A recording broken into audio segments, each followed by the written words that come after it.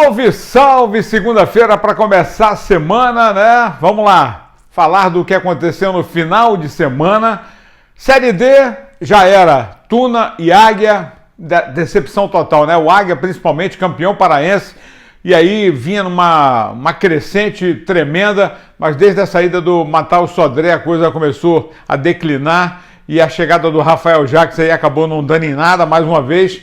Contratações da Tuna, contratações no Águia na última semana e que nem foram utilizados, né? E ambos caíram nessa segunda fase da Série D e não seguem na competição. A Tuna tinha até vencido o primeiro jogo, fez toda uma onda para não jogar na Curuzu, jogar no Souza, colocou iluminação, perdeu nos pênaltis, perdeu no tempo normal e perdeu nos pênaltis. E o Águia empatou em casa no primeiro jogo com um a mais e levou uma cipuada do Atlético Cearense lá no PV, e a Tuna ficou para o Maranhão.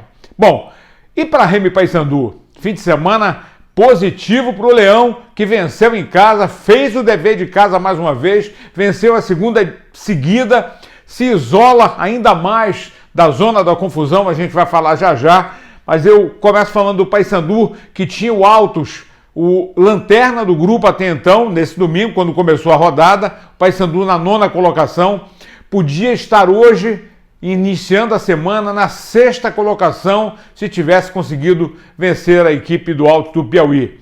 E teve chance, mas também poderia ter perdido. Esse que é o detalhe.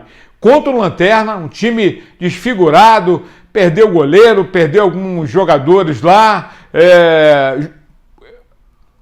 O técnico, o Bissoli, ele foi efetivado, ele era o auxiliar.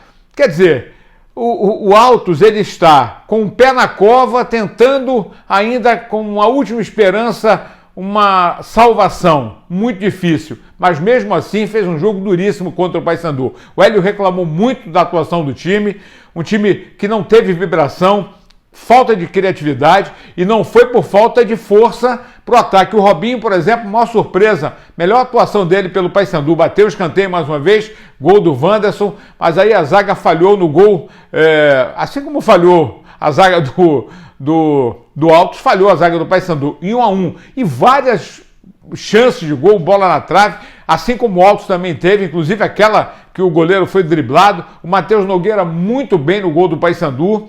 E o goleiro do Altos nem foi tão exigido assim. Mas mesmo assim, com Bruno Alves, Mário Sérgio, o Gustavo Custódio, né? Depois das mudanças que não surtiram efeito e o Hélio saiu na bronca e vai exigir do Paysandu vitória contra o Náutico domingo na Curuzu. Não tem outro resultado, porque o Paysandu não pode, agora, nessa reta final, são 3 jogos, e faz 2 em casa seguidos, e esse contra o Náutico ele é fundamental, porque é uma briga direta, e se o Paysandu vencer, deixa o Náutico para trás, vai para cima, e vai estar na briga pela classificação diretamente. Não pensar em tropeço. E do outro lado, para a gente não deixar de falar, olha, Catalá, parabéns, parabéns. Critiquei muito, sou crítico, né? Mas presta atenção, tudo aquilo que a gente havia dito antes, não adianta inventar. Para que inventar se você pode simplificar?